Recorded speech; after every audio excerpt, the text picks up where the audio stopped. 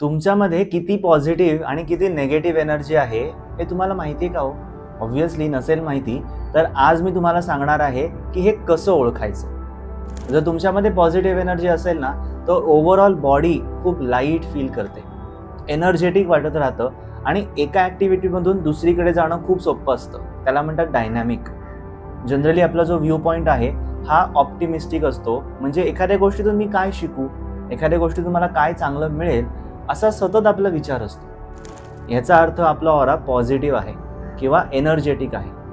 याच्या ऑपोजिट पण कदाचित तुम्हाला होत असेल, जे म्हणजे सतत शरीरामध्ये कुठेतरी पेन होत राहणं, डिस्कम्फर्ट होत राहणं आणि अदरवाईज कुठलीही कृती करताना पहिले निराशावादी विचार येणं, की जर मी हे काम केलं आणि झालं नाही तर, जर एखाद्या कृतीतून मला अपयश आलं तर.